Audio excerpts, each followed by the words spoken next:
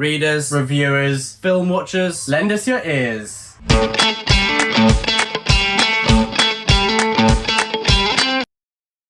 And a huge thank you to all of our Patreons. Thank you to the Pit Fighters, the First Swords, and all of the Bright Stars, Truth and Courage. Hello and welcome today. I'm Will, this is my brother Ed, and we're going to be talking about 15 highlights or what we hope to be highlights for the rest of 2024. So the majority of these are anticipated book releases, but we're also talking about some films as well. Do we have a programme? I don't think so. I haven't mentioned a programme. Neither do I. Who has time to watch programmes? a series? But I do if I'm intrigued. Yeah, but let us know what series are coming out this year. Yeah, we'd love to try them. Some. But we have 15s. There's only so many times you can watch The Office. It is true. It is true. Don't just watch things and repeat. Yeah. Expand, read new things, watch new things. Try something. So a lot of the ones that we've got are the same. So we've got 15 We've different compiled things. this list together, Yeah, haven't we? it's Although not- there are one or two maybe on either side that we wouldn't talk about. Yeah, agreed. But so we're not gonna diss on them. No. Because we won't. Don't upset me about No, because we're only positive. Just because it's not the most anticipated for one of us doesn't mean that we're looking at it negatively. Very but nice. Let's start it off with the big gun itself. Let's talk about the snake in the room, shall Let's we? talk about it. The Fury of the Gods by Papa Gwynne. We are just beyond excited to see this in the flesh, out in the world. Can I show off? You can show off. So, I mean, we're kind of saying this for you guys because we've already read it. Well, I was going to say, actually, even though we have read it, being able to talk to other people about it is part of the big experience of coming out. Exactly. And holding it physically, seeing it in holding that flesh. snake in your arms, just cradling it to sleep. It's going to be a beautiful. It's going to be lovely, and we will be doing read along on the channel at the time. So there's going to be a lot of discussion on the Discord, hopefully. Yeah. So if people want to talk about key character deaths, there's probably one in each chapter, isn't there? Probably. In this one. So head on over to our Discord. Get ready for the read along starting off in September, and then we'll be reading Fury of the Gods in November. But yeah, it's going to be insane. It's going to be amazing. It's going to be the biggest release of the year. Oh yeah. Your words, not mine. It's going to be amazing. There we go. Ed, on to the first one you're talking about today. The first one I have to talk about is Robert Eggers' Nosferatu. Now, I am a huge fan of Robert Eggers. He's one of my favourite directors working today. I've loved all 3 films he's directed. He always brings the best out of his actors. And his favourite style is folklore horror. And you cannot get anything better of folklore horror than Nosferatu, one of the original vampire film, this gothic horror. And after seeing the trailer, I was excited, but after seeing the trailer, seeing Willem Dafoe's moustache and his... Is that the highlight for his you? Mutton chops, I am so buzzing for this. I think the way he always has a good trailer, so I know it's going to be a great film as well. It was a fantastic trailer. I think he's going to create this tension, this atmosphere, and Bill Skarsgård, he works well with the Skarsgård family. Him being Count Orlok is really exciting. I just know it's going to be amazing and it's going to be a big hit, and I hope it's a big success as well. But I am buzzing. It comes out on Christmas Day, so no Santa Claus. It does it's have all a good... about Count Orlok. I do find it very funny they're releasing it on Christmas Day. I like that sort of dark humour. Yeah, I think it's a big thing. Like back in the day, in the 2000s. Back before then, people, some of the biggest releases of the year would be released on Christmas Day. Yeah, I mean, we actually saw Lord of the Rings: Two Towers on Christmas Eve, didn't we? So, and I believe Boxing Day. And Boxing Day. I was a day old. Yeah. First film, Two Towers. Pretty cool, isn't it? Very cool. So next up, I have a film as well, and that is Joker #2. I won't try and pronounce the French. So I'm very looking forward to this. I love the first Joker film, and I know people are saying this is a musical. It's a musical, but I think people have said it's not going to be an actual musical. There will be songs in it but that's an element of the storytelling where it's not like they just break into song. It's part of the character. I thought the director said there's 15 songs they sing. Yeah, but it's not like, I don't know, Mamma Mia, where they just break out dance. like in a wedding or something like that. I think it's going to... I think you're in for a shock. I think it might be a lot more seamless, but they might do it, but in a way where it affects the characters. Yeah. I trust the director. I trust Joaquin Phoenix. I trust Lady Gaga as well. And I'm just very excited to see what is to come. I love the deep psychological analysis of the first one. Yeah. And I'm looking forward to seeing the story of the Joker, this very unique origins tale, go further. Yeah, I think the first film of Joker was amazing. I remember coming out of cinema, me and my friend Dan, and we were like in shock. We were, well, what the hell have we just watched? Yeah. And Joaquin Phoenix as that character is remarkable. Him and the director obviously created something brilliant. It's like magnetic. I really rate Lady Gaga as an actress, so I think the acting will be good. I'm just hoping it's not a sing-song. You know, we don't need a new Grease, do we? Maybe we do. Maybe, you know, when there's something that you didn't know you wanted. Joker baby. Right, Ed, on to your next. The next one for me is, let's talk about a book. And this is a book that both of us are excited for. This is The Voyage Home by Pat Barker. And so this is from her Troy trilogy. Yeah. The Women of Troy. I've only read Silence of the Girls, which is book 1. But in my opinion, it is because I'm reading book 2 when I go to Greece. So it's been on my mind for a while. That's good. Book 2, I believe, is called The Women of Troy. The Women of Troy, exactly. Namesake of the trilogy. Book 3, The Voyage Home. I don't really know what it's about, but it's going to be about the women of Troy. The book 1 was following Briseis, who is obviously all sorts of people. Well, yeah, she's involved in the Iliad. And she was the central character, and she was involved with Achilles and some other characters as well in the Iliad. And yeah. It's an amazing book. It is exceptional. It is the best Greek mythological retelling. One of your top 20 books ever? I think so. I'm very keen to reread. I'm going to be rereading it. Definitely is. I'm going to be rereading. Well, I'm going to be rereading that one and reading book 2 in August. Preparation. For preparation for book 3. I think book 3 comes out early August, so maybe that'll be amazing timing. So I just cannot wait. For book 3, it's going to be amazing. I'm sure. Pat Barker's her way of writing these characters. It's incredible. It's the same level of The Wolf Den for me in terms of like evoking emotion. Yeah, and it's one that I think I'll be reading on the day. But with even more beautiful prose. Yeah, and I think I'll be reading it on the day it's released. It's one of those rare ones that I'll put aside whatever is going on to pick it up. Even tennis. Even tennis. Maybe I'll have it in one hand, racket in the other. You ready? Maybe. Well, talking about maybe, Lord of the Rings related. Oh. Next up, we have War of the Rohirrim. So... Of course, it's Lord of the Rings, so excited, although not all things Middle-earth really excite us anymore. Rings of Power, we're not watching season 2. But we won't dwell on the negative. War of the Rohirrim... Why did they ruin it? I'm sorry, Ed. I'm sorry to bring it up, but War of the Rohirrim looks like it's being very respectful to the lore and world of Tolkien. And we have the actress of Eowyn, what is her name? Miranda Otto. So she is the narrator of a lot of War of the Rohirrim, which is... I just love. It's going to bring in kind of the familiarity of Lord of the Rings, but have its own unique tale. And I love it when you have that kind of that heartwarming sense of return to something you've loved in the past, but also having the confidence to do something quite different as well. And listen, the Rohirrim, like we all love the Rohirrim. So as a child, you always have your favourite kind of like faction, don't you? Who were yours when you were a child? The Rohirrim. Me too. The Rohirrim. Whenever we got Warhammer from Games Workshop, we always chose the Rohirrim, didn't we? And sometimes we'd have to do rock, paper, scissors to see who was the Uruk-hai. Yeah. But Rohirrim, always the best. My favourite to paint as well. But I think now my favourite would be obviously the Hobbits. As a child, I felt that the Hobbits were my best friends. But if I could join any kind of society, it would be the Rohirrim. Yeah. And I'm excited for it. Obviously, anime isn't something I watch a lot of. I've got to say, this year I'm getting into it a lot more. Been watching Vinland Saga as well as Princess Mononoke. That was amazing. And I'm going to be watching One Piece.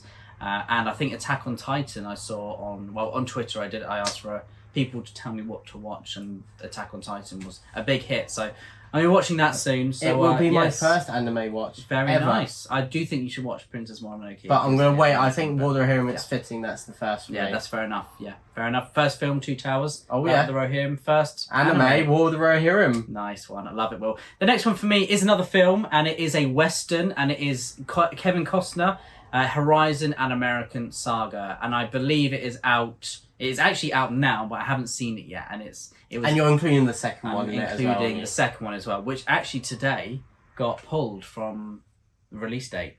So what do you mean? Yeah, so I think because it hasn't had tons of people watching it, going out to the cinema, then They're delaying. They are delaying the second one, probably. Wow. I reckon to the winter. No so it's way. got a longer period for people to watch film on, which makes sense. I don't know why. Listen, westerns are not going to pull a big crowd, especially people my age. But I to thought go it would to the cinema because of look at how big Yellowstone has been. I know, but he just did a video saying I'm not doing Yellowstone. So anymore. maybe So it's a bit I think people watch it at home. Yeah. But they're not as keen to go into the cinema, and I think from my point, from a British person's point of view, all of the big cinemas picked up Horizon and they've now dropped it. So it should have been in the indie cinemas because it would have pulled a bigger. I think the longevity would have been better. But westerns, Kevin Costner was hit by that then. hit like a bullet from a revolver. I'm going to watch it, and I'm sure I'm going to love it. Do you like westerns? Have you liked westerns? Will you like westerns? When will you like westerns? The answer to all of those is yes and now. I love a western, and I love Kevin Costner's style of directing, and his acting. He's great. I actually used to hate Kevin Costner. I know, but Yellowstone changed my mind. So it's so weird. Ed used to have debates where he would refuse to watch anything of Kevin Costner in, and then I still am turntables. cringed out by the fact that obviously he always produces his films and he always casts himself as like the good guy, like the Untouchables. But to be honest, if I had that amount of money and I wanted to be in films, I'd probably pay for myself to get into the best. But films. also, he has done a lot of good. Look at what Mark Dances with Wolves made. Yeah, exactly. So yeah, very nice. Next up, I have Intermezzo. Well, you want to talk about this as well, don't you? Yeah. This is the I latest don't know release. anything what it's about, but it's got the word Sally Rooney on it. Yeah, Sally Rooney. I've read 3 books by Sally Rooney. I think they're all great. I think Normal People is the best, in my opinion. But then I think she's made huge improvements with Normal People and Beautiful World, Where Are You? That was exceptional. And so a new release, that's all I need to hear for it to be on this list. But also on top of that, she's got a sibling relationship is at the core of this. So it's quite a different dynamic. Yeah. I think it's 2 brothers who they're basically the opposites of each other. They've had their conflicts, but they're being kind of forced back together. So that's all I know.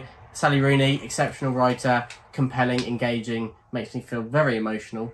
And I think we will again when Intermezzo is released. I'm excited. Her 4th book of her. Oh yeah. Well, is it her? It is her 4th. Yeah, book, I think she's done short story collections. I think she's done other things, but I think it's her 4th proper. We don't count novel. them. It's like a short film. Yeah. We just don't count them, do we? But anyway, proper novel. Very excited for that. The next one for me is The Last Shield, which is a fantasy novel by Cameron Johnston. I've mentioned this before in a fantasy TBR video of the year, and this is essentially Die Hard. On to the next. I'm joking. I mean, that is pretty much all I know. That's all I need to know. This is Die Hard, but the fantasy version. So it's going to be exciting. It's going to be, I'm sure, action-packed. Has it got Bruce Willis in? That would be cool, but I don't I think you're so. taking it a bit literally, Ed. Okay, well, yeah, okay, fair enough. But I'm very excited for it, and that's all I know. Very nice. Say, Yeah, really. that's the thing with these. We're talking about. We're very excited, but a lot of these it's just because of a little premise, isn't it? We don't need to know too many details. Something as simple as it's a fantasy version of a film you love is going to hook me. Yeah, and that's all I need. Yeah, just the human mind is fascinating, isn't it? What engages it. Yeah. Next up, I have another book, and that is The Land of the Living and the Dead by Shauna Lawless. I've read book 1 and 2 novellas of Ghoul Song. I'm yet to read book 2 of the series, but I'll definitely read that before book 3 comes out. First of all, the title, The Land of the Living and the Dead. Up there with one of the best titles of the year and of the last few years as well. Irish mythology mixed with historical fiction set in late 10th century Ireland. What more can you ask for? Mm-hmm. That's what I have to say. Yeah, and we love the series. You love the novellas. I'm gonna read the novellas before the next one comes out, and I'm just so excited for that one as well. Shall we talk about The Rhino in the Room? Let's do it. Gladiator 2. So, let's promise not to go on too long about this because it's pretty complex thoughts we have. So, I'm so conflicted, but I'm so anticipating it. Yeah, so it's like I'm going in. Is it positive? And, I don't know. I'm going to go in saying I'm not going to like this film. Yeah. Hoping that I will love it. But there are aspects. I love Paul Mescal. I think he could be one of the biggest William, actors. I think, loves Paul Mescal more than he loves tennis. You named the one thing that I love tennis more. Let's just say that. But you sent me more posts on Instagram about Paul Mescal. If I could be anyone. One of my dreams is not that. I dream that I could be an actor, and if I could act like someone, I think Paul Mescal just is exceptional. And so I'm so worried what Ridley Scott is going to do to him. In the trailer, I think Paul Mescal looks great. So does Pedro Pascal. Looks fantastic. Yeah. Denzel Washington. They all look stunning, great. Man. Pedro yeah, he Pascal. does, and he just really brings along that aura, which is a word people are talking about right now. It's a very apt word. Paul Mescal, he's making himself sound a bit like Russell Crowe, which I don't mind. Yeah. I think that's awesome. I'm just worried, is Ridley Scott going to take it too far? Where is Ridley Scott going to take it younger? to the max? It met him to the max. Immerse. Is he just going to try and or make... is it going to be... Is he going to decimate? Is he just going to try and make Paul Mescal basically act like Russell Crowe? But that just won't hit home because no one can do it better than Russell Crowe. No, that is true. But so I think there's a lot of potential here. The trailer, it looked beautiful, didn't it? I love a lot of the ideas. I love that it looks very creative. It's not just copy and paste. There's some reservations I have about the plot. Lucius being like escaping. Yeah. And coming back's a bit weird, but I can forgive that if the rest is great. And so the performances, I think, will definitely be there. And so I'm looking forward to what is to come. But as I said, I think this could be amazing, but I have serious reservations, and I'm not going to go in there thinking this is going to change my life. As someone who despises Ridley Scott... Oh, you can't use that word. You love a lot of his films. Yeah, obviously, like, pre him being an idiot, I think would sum it up well. But listen, I think Ridley Scott was a good director. I think the last few films have been completely shocking. I think if you watch Napoleon, then you can't say anything. You literally, to have Joaquin Phoenix, I know, ruined is worrying. But who is probably the best actor of the last generation. Years, I am just glad that there's no blue tint on all of it. It looks bright. You can see people. I think Paul Mescal will do a great job. I trust him. He looks like ripped as well, so it's gonna. Yeah. It's made me. I'm gonna have to get in the gym. Mm-hmm. Yeah. But I think it's gonna be good. I think I'm hopeful, and I think, to be honest, when it comes to ancient Rome, I don't really care about historical, authenticity. No, Usually, like when I watched The Last Duel, I was very much like the glasses are pushed up. Well, actually. But that's probably because I was annoyed at Ridley Scott, and also I think when people do medieval armor, if they stuck to the sources and made it look historically accurate, it would look better. So that's the point. If you I'm joking because I love The Last Duel. Yeah, but you can still say they would look better if they actually dressed in a period clothing. Yeah. That doesn't make the film good or bad to me. That just makes it even better. One thing I love about The Northman is how it pays attention to all of those details, but it doesn't make it the best film, does it? But it does add an element of joy to me, especially when you love a historical period. I love learning about ancient Rome, ancient Greece, so I am excited to see this film. I know it's not going to be a history lesson. But Denzel's in it, and he's got Denzel laughing. That's the main thing. But when I saw the Rhino, I just thought, I don't care what happens as long as I get to see that in the cinema. I'm a happy man. So. Yeah, and I do want to say, so I said I'm worried that Paul Mescal, they're just going to make his character like Maximus. Me and Papa Gwynne were talking. We have a calm hope that it might be different because Paul Mescal, it mentions that he's got a lot of rage. And he does look a little bit unhinged at times. Yeah. So I'm hoping that plays a lot more in the film where it has he a very plays different someone wearing dynamic. their heart on their sleeve pretty well as well. Exactly. And I was like, Sony just like, they're calm and then they just let loose. So that was Gladiator 2. We said we wouldn't talk long about it, so we only talked about it for 10 minutes. The next one for me is going to be a nice short one, but it's called Between Dragons and Their Wrath, or Their Wrath. Do you say Wrath or Wrath? Wrath. Do Americans say Wrath? I believe so. I would say Wrath. We are English. And it's by Devin Madson, and I'm really excited to read some Devin Madson. I haven't read her trilogy, which I cannot remember what it's called now, but I can... It's like... We Ride the Storm. We Ride the Storm, that's it. So I can see the covers in my head. And they're great covers, aren't Papa they? Gwynne said they're great books, so I definitely need to read them. But I think this will probably be my first Devin Madson book. It's got dragons on the front. There we go. Sold. Yeah.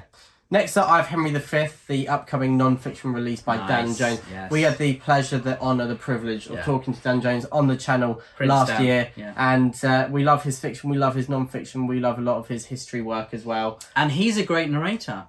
if you've watched our last video about one of our recent videos about narrations, then he is a great person to listen to if you want to listen to non-fiction as well. I think he narrates Crusaders and Templars really well. Very nice. And so, yeah, Henry V is a character that really intrigues me. Heralded as one of the greatest English kings, but it's a lot more complex than that. But also, it's a great story. What he inherited as well. Yeah. And how he changed the narrative of the 100 Years' War. Like, Henry V has these, like, Homeric qualities, unlike, I think, any English king ever. I can't think of another one who can embody that sense of mythology and aura. And it's almost like, the saying that people like you die the hero or you live long enough to become the villain. Whilst he's not a hero, he did some bad things. He died at a time where he was at his peak of like reputation and power. So I think that that longevity means that it's kind of lived on to now. I don't think you can be an English king and do good things. I know. There's the saying where let's invade France. You can't be a 98 kings. Yeah, there's a saying where you can't be a good ruler and good person. You have to be one or the other. Yeah. But yeah. There we go. Next one for me is The Daughter's War by Christopher Buehlman. This is a prequel to his The Black Tongue Thief, where we're following, I believe there is a character in The Black Tongue Thief that we're following in The Daughter's War. I have heard that. And it is set in the Goblin Wars. Now, the Goblin War... So that is just because I'm very tired. I promise I am unbelievable. But the Goblin Wars are, well, in The Black Tongue Thief, they're this kind of... He just does it so well. It sounds intense. It sounds intense. It is horrifying, the Goblin Wars, and seeing that in this book is going to be exciting. It's definitely got me hyped for it, and I'm just really excited for it. I really enjoy his writing voice. I'm going to be reading Between Two Fires soon, which is his medieval horror. And I'll be reading, of course, The Daughter's War very soon in the summer as well. So I'm excited for more. Buehlman. It's the Buehlman summer. The Buehlman summer. Very nice. Has a ring to it. And next up, I think last up, I have, my eyes have actually just gone, Godeater by Rob J. Hayes. I really am fascinated. Should get them checked out. I have glasses, just not for the videos. Who? Godeater is, I kind of put all three releases into one because Rob J. Hayes is doing something very interesting. He's releasing a book called Herald, which is one series, Annals of the Godeater. Maybe I've mixed it up. But then he's got two short books, I think around 200 pages, coming out that are parts of different series, but in the same wider world. Nice. So I'm including them as one, as Godeater, but I'm really intrigued to see how these work because you can start with any, you can end with any, but they all kind of lean into each other a bit. Is it kind of like a Marvel-esque approach to it? I'm not sure. I'm not sure if they're different time periods in the world or if they're the same period but in different places. I'm not actually sure. I'm obviously easily influenced and I'm very impressionable because as soon as I heard the word Godeater, I was like, I'll read this. It's a great name. I don't care who it's by, but I'm glad that Rob J. Hayes is a great author, a trusty author as well. Yeah, so, he's a great author and he's doing something different, which I love to see. Last one of the video is the upcoming Alien Romulus. Now, this is... We love stuff in the Alien world. And I've got to say, I know I said I don't like Ridley Scott earlier, but my favourite Alien film is Prometheus. I know that he obviously directed the first Alien in, 78 or something? Around then, yeah, in the 70s. It had Bilbo in. That was crazy. And Sigourney Weaver, so that was wicked. But obviously, Prometheus was brilliant. Michael Fassbender, performance of his life, perhaps. And now I'm excited for Alien Romulus. Although it's not Ridley Scott, it is a director who does... He did Don't Speak, didn't he? Which I've seen, which I enjoyed a little bit. So I enjoyed enough. But I think after seeing the trailer, that was one of the best trailers I've ever seen. There's a moment in it where they're all screaming, but you can't hear them scream. It's just like white noise. Yeah. And then it fades to the writing, which says in space, no one can hear you scream. Great. That was one of the best gimmicks I've ever seen in my whole life. Yeah.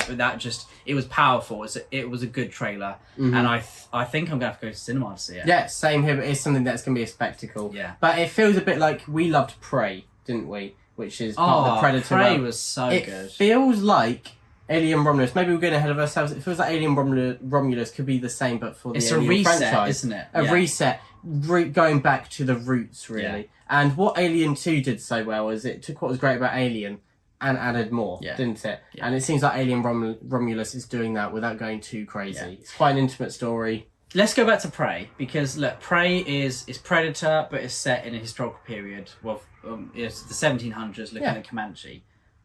What else could they do? They could do imagine so many. a Predator in ancient Greece. Yeah.